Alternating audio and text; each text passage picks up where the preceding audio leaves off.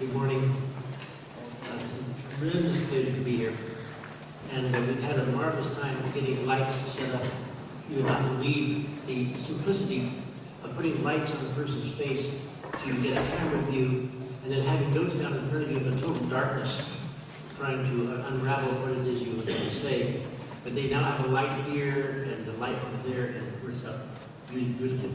I also noticed on the board behind that Anne is presented as Anne, but I'm presented as Alexander. And when I answer the phone and someone says, hello, is this Alexander? They're either selling insurance or somebody has the wrong number. And my name is Sasha. It's Alexander, but I respond to Sasha for sure. And Alexander is a formality that I've gotten used to. So Sasha is fine. Am I too far away?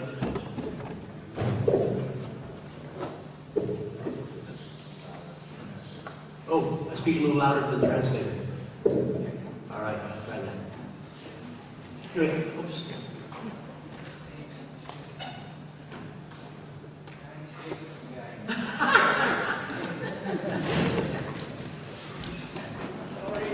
Good. Anyway, Anne and I would like very much to spend our first hour presenting some of the past history of the psychedelic drugs, some of the present status, and some of the future potentials of this area of drugs. And the second hour we'll spend in questions and answers, which in many ways is almost more comfortable because this gives us the knowledge of awareness of what the audience is interested in, and then we can address our answers to that particular interest. Let me put in here that please start right now writing down the questions you want to ask.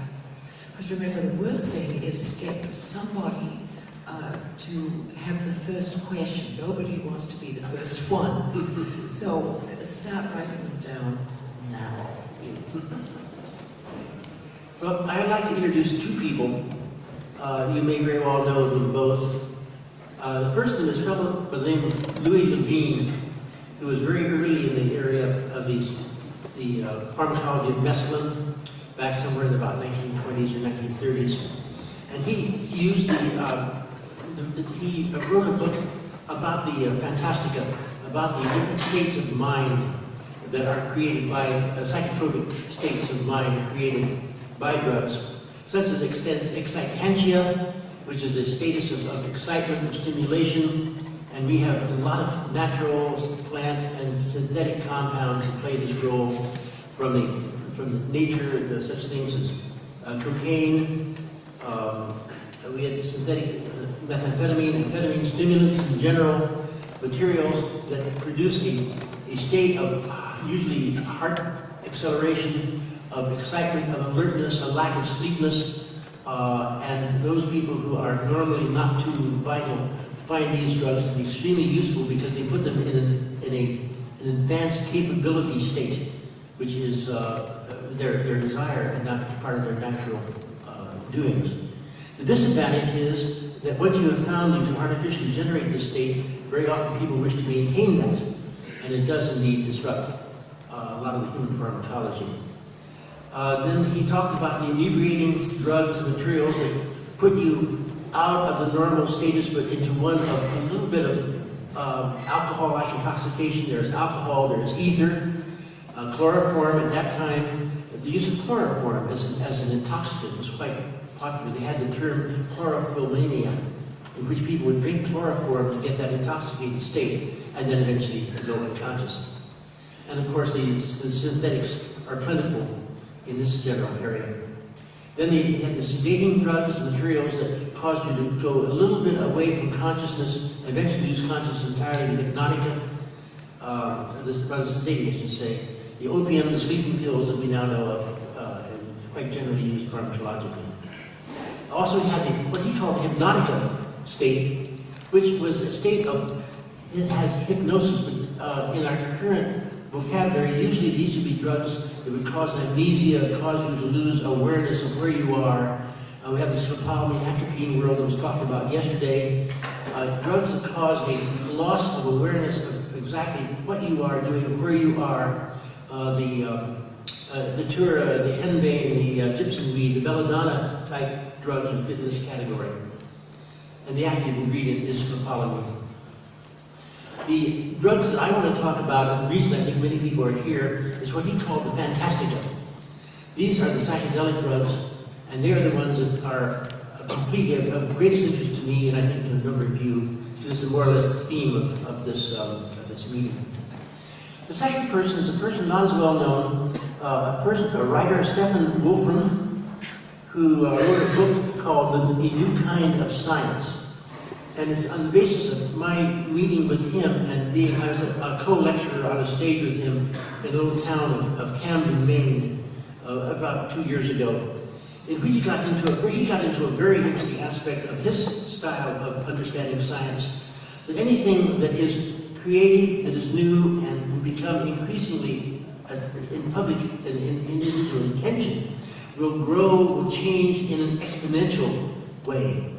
In which, for example, you have things that get larger by orders of magnitude, by exponents, from the normal to the kilo, to the mega, to the giga, to the tera, every one of these being 3 orders of magnitude greater.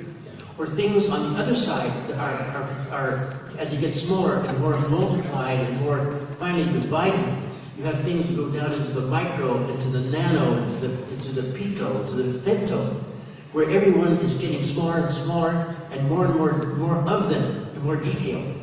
This is his concept that all things of interest in this area, of scientific curiosity, of stimulation to the imagination, of creating new tools and techniques with our modern development, would follow this rule of exponential growth.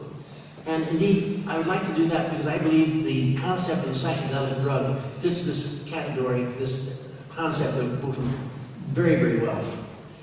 You have, for example, I looked at it in terms of the talk I gave in Maine was based on this general idea, and I want to elaborate more upon it here. For example, let's go back 100 years. In the year of 1905, at that time, really, in our Western world, our Western scientific world, we had only 2 psychedelic drugs. You had cannabis, the marijuana, the hash of ancient times, was known in the Western world, and you had the peyote, mescaline, was known. And there were no other psychedelic drugs known in Western science. If you go into the wilds of South America or into the ancient cultures, you'll find many of them, but they're not known to the Western scientist. And so this is the window through which I wish to look, is the Western world of chemistry, of pharmacology, of medicine, and see what psychedelic drugs there are, and how they've changed in number with time. We had 2 at that time.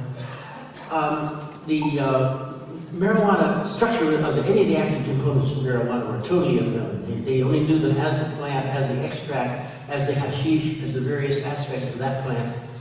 And in the peyote, one of the beautiful examples of them upstairs here in the exhibit hall, the active component was known to be mescaline, but the structure was not known, had never been synthesized. It was not synthesized until 1919, when the structure was first identified. But it had been known and explored for 25 years before that. The Hefner was one of the main explorers, isolators and explorers of it, and Louis Levine was one of the more vocal lecturer and presenter of that information to the public. Well, there were many that were known, as I say, in the jungle, so to speak, but